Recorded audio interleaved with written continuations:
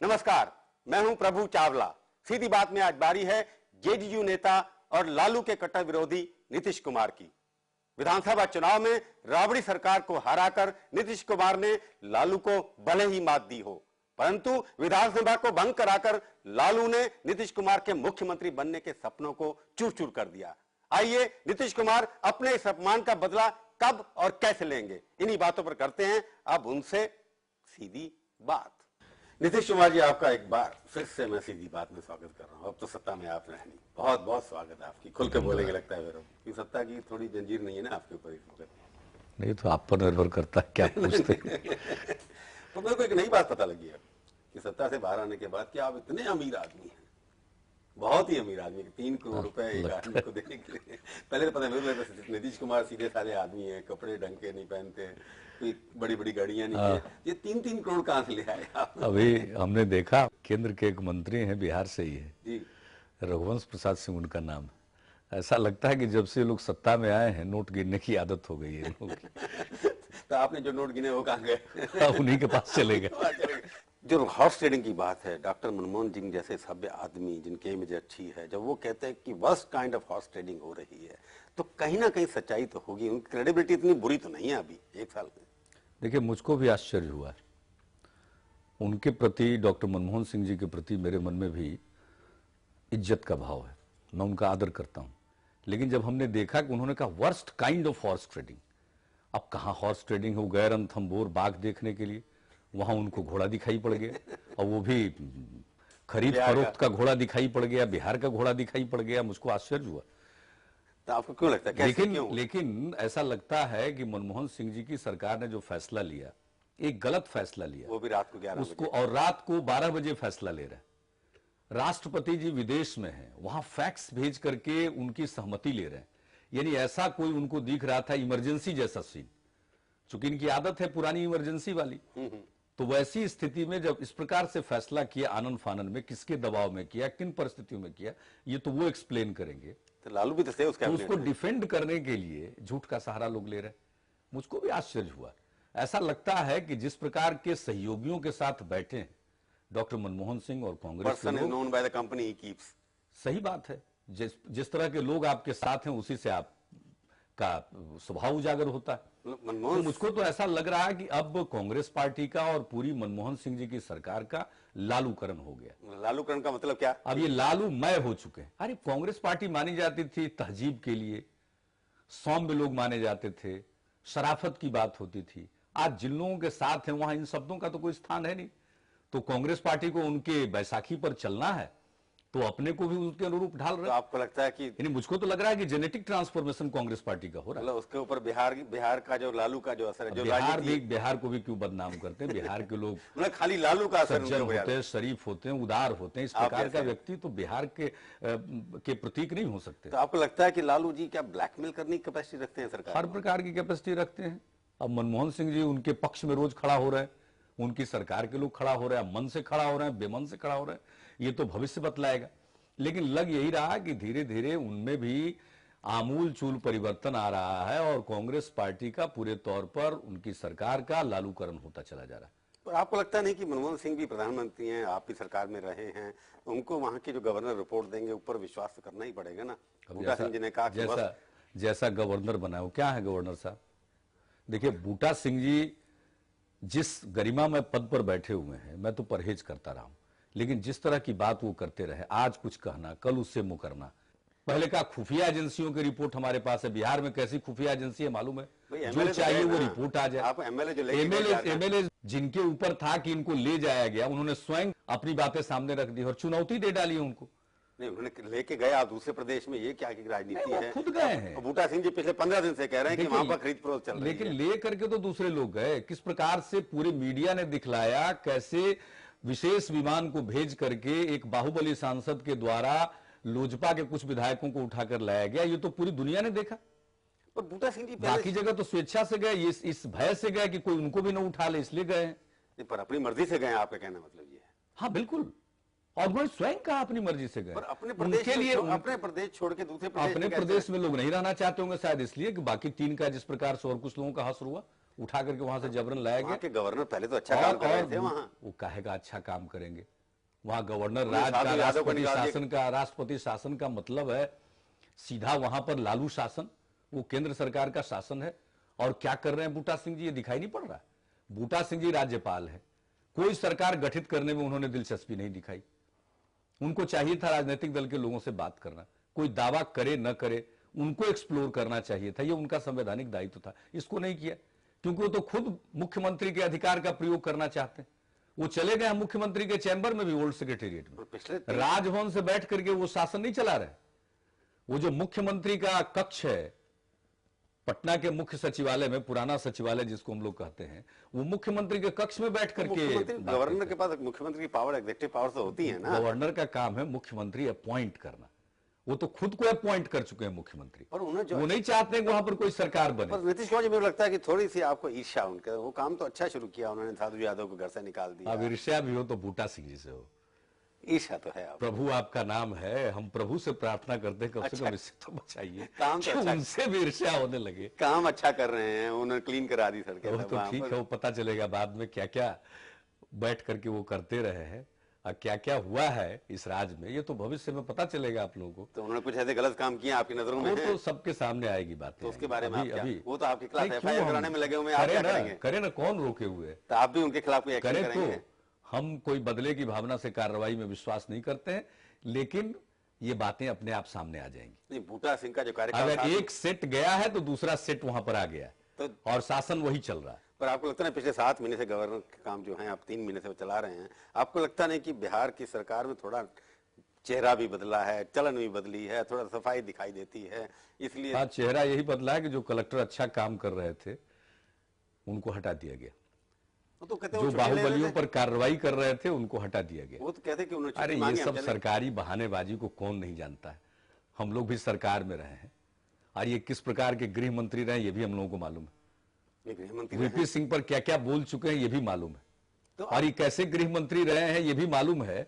शिलान्यास करवा दिया, ये क्या नहीं किए हुए हैं और क्या क्या इनका रूप रहा है, और आज दूसरे पर खरीद फरोख्त का आरोप लगा रहे। अरे इन पर तो खरीद फरोख्त का मुकदमा चला, निचली अदालत से सजा हो गई। तो ऐसे लोगों के बारे में ज्यादा बोलने की आवश्यकता नहीं हो, गरिमा में पद पर है, मेरे मन में कोई असम्मान नहीं है, लेकिन इस प्रकार की बात वो न करे।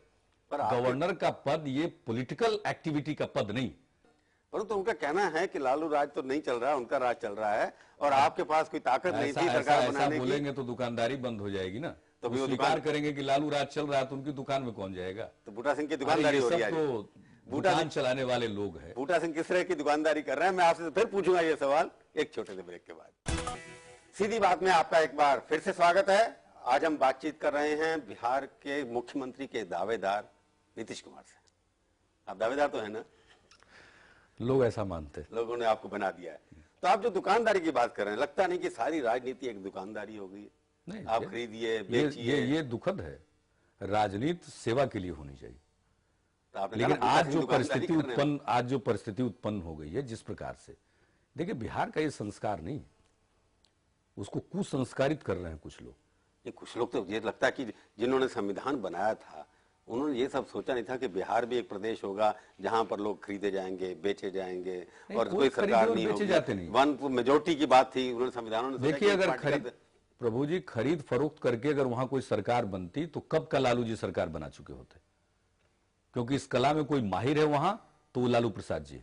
अब तक उनको कभी जनता का मैंडेट नहीं मिला, वो जोड़ तोड़ करके ही बने। तो इस बार भी कोशिश की क्या उन्होंने? पूरी कोशिश उन्होंने की, वो विफल हो गए, उनकी तरफ लोग गए नहीं। तो उन्होंने भी लोजपा का तोड़ने की कोशिश की, पूरी कोशिश की। तो उनके आप सफल हो गए? सफाया करना चाहते नहीं, हम लोगों ने कोई कोशिश नहीं की। देखिए शुरू से जो मैंडेट आया था वो आरजेडी के विरुद्ध था, और लोजपा के जो विधायक चुनकर आए थे वो लालू विरोध के नाम पर चुनकर आए थे। विधायकों में शुरू से बेचैनी थी, तो एनडीए के खिलाफ लगातार अपने अध्यक्ष श्री रामविलास पासवान जी से कह रहे थे कि आप कोई रास्ता निकालिए। वो सरकार बनाना चाहते थे, ऐसी सरकार जो आरजेडी से अलग हो। लेकिन रामविलास जी ने एक ऐसा अव्यावहारिक रुख अख्तियार किया। एक स्टेज पर उन्होंने हम लोगों से कहा कि जेडीयू कुछ नहीं करती है, तो हम लोगों ने कहा कि भाई हमारा 55 उपस्थित है, आप 67 का इंतजाम करके सरकार बना लीजिए। फिर उन्होंने कहा कि बीजेपी को अलग करके हो, तो हमने बीजेपी को अलग करके भी मूव किया। उन्होंने कहा रांची से कि अगर बीजेपी बाहर से समर्थन देगी तो हमें कोई एतराज नहीं है, लेकिन बाद में मुकर गए कांग्रेस के दबाव में। गवर्नर साहब का कहना है कि आपने ना तो क्लेम किया सरकार बनाने का कभी, ना आपके पास नंबर था। राज्यपाल की क्या भूमिका है? बार बार लोग कहते हैं दावा नहीं किया। अरे कोई दावा करे या ना करे, राज्यपाल महोदय बुलाकर सभी राजनीतिक दलों से पूछेंगे नहीं कि आप सरकार बना सकते हो क्या? आपने जाके इस बार क्लेम नहीं किया जब आपके पास एमएलए पूरे हो गए। वैसे तो अभी तक यही समझ आ रहा कितने थे आपके पास? जिस दिन डिसॉल्व हुई उस दिन आपके कितने थे? एमएलए तो सबको मालूम है कि पूरे हैं, बहुमत से भी ज्यादा एमएलए का समर्थन मिल चुका था आपको लेकिन जब दावा होता, उनको मालूम था कि अब दावा हो जाएगा, उसके पहले उसी रात में। वरना आप बताएं ना, इसका क्या जस्टिफिकेशन है? क्या जस्टिफिकेशन है? राजभवन और उसके जाने वाले रास्तों को सील किया जा रहा है दिन में, रात में कैबिनेट की मीटिंग बुलाई जा रही है, मीडिया को कहा जा रहा है कि सिनेमा हॉल के ब्लास्ट के चलते हैं, अंदर दूसरा ब्लास्ट हो रहा था, डेमोक्रेसी को ब्लास्ट कर रहे थे। नीतीश कुमार आप ये 12 बजे रात में मीटिंग करके और राष्ट्रपति जी को विदेश में सूचना दे करके ये बात की जाती है। आप बताइए कितने एमएलए थे आपके पास? बहुमत थे, ये सबको मालूम है। 130, 135? नहीं देखिए ना, हम तो अगर हम लोगों की तरफ से, चाहे वो हम करें या हमारी पार्टी की तरफ से दावा किया जाए, बात वही थी। वो तो जब वहां से फैसला लेते, लोक जनशक्ति पार्टी के बहुमत विधायक फैसला लेते, तो जिस क्षण बहुमत विधायक अपने नेता समेत बैठकर फैसला कर लेते, वो तो पूरी पार्टी का फैसला होता है। इसका जिस दिन डिसॉल्व किया उस दिन आपको मेजोरिटी नहीं थी ना? डिसॉल्व किया उस दिन तो मेजोरिटी हमारी हो गई थी, इसलिए तो डिसॉल्व किया। उस दिन कितने अगर हमारे पास मेजोरिटी नहीं होती तो डिसॉल्व भी नहीं करते। कितने थे आप? नंबर एक पता, मैं ये नहीं पूछा कौन था। बहुमत से कहीं ज्यादा नहीं, 135, 130 नहीं। एक नंबर के बारे में हम इसलिए नहीं कहेंगे कि नंबर के बारे में वो बताएंगे जो फैसला ले रहे थे। आपकी किस्मत ये है कि आप चीफ मिनिस्टर बनते हैं, 7 दिन के लिए बन जाते हैं। जब बनने जाते हैं कुर्सी, आपकी बिहार की चीफ मिनिस्टर कुर्सी और आप में कोई 36 का आंकड़ा रखता है कि आपसे प्यार नहीं करती, कुर्सी चली जाती है आपकी। ये बात आप बीजेपी और जनता दल के नेताओं को समझा दीजिए ताकि अगर हमको मुक्त कर दे, कोई और किस्मत वाले को सामने ला दे तो ज्यादा बढ़िया। आपके बिना उनका गुजारा भी नहीं है ना। लेकिन आप ऐसे दूल्हा है जिसके बिना दूसरी बहू आती नहीं। मेरी मजबूरी ये है कि जब तक हम देखेंगे नहीं बहुमत, हम आगे नहीं बढ़ेंगे। जब बहुमत दिख गया, आगे बढ़ने के लिए तब तक वो भंग कर दिया। लालू जी का और बूटा सिंह का एक जवाब आपने मेरे को नहीं दिया कि आपने इस बार दावा नहीं पेश किया। ये उन्होंने कहा, कहां है दावा, कागज कहां है? लालू जी इस स्टाइल में बोलते हैं, आपको इस कथन का कोई औचित्य नहीं। आपने क्लेम तो नहीं? लालू जी तो झूठ को बोलते हैं, बड़ी जोर से बोलते हैं और बाद में मुकर जाते। कैसे चुनाव आयोग पर किया उन्होंने, किस प्रकार से हल्ला मचाया, और उसके पहले किस प्रकार से हल्ला मचाया कि उनकी कार पर पत्थर पड़ा, गए थे रेलवे एक्सीडेंट में विक्टिम्स को देखने के लिए और शुरू कर दिया वहां पे ना। तो इसलिए इन लोगों का कोई उनके पास क्लेम नहीं था। अब क्या फर्क है इन लोगों में?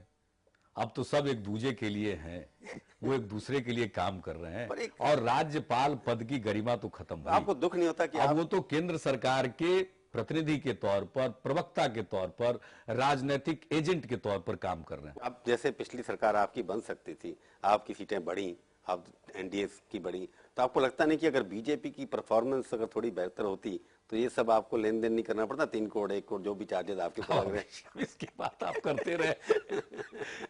लेन देन से सरकार कोई बनती है? आपको लगता नहीं कि आपके, मैं फिर कहता हूं, लेन देन से सरकार बनने तो उसके लिए एक व्यक्ति वहां पहले से मौजूद है और उनके सोहबत में उनके और लोग भी जो आजकल बयान दे रहे हैं वो भी प्रभाव में आ रहे हैं। तो मैं इसलिए, आप मेरी बात से माने कि बीजेपी की परफॉर्मेंस से आप सेटिस्फाइड थे?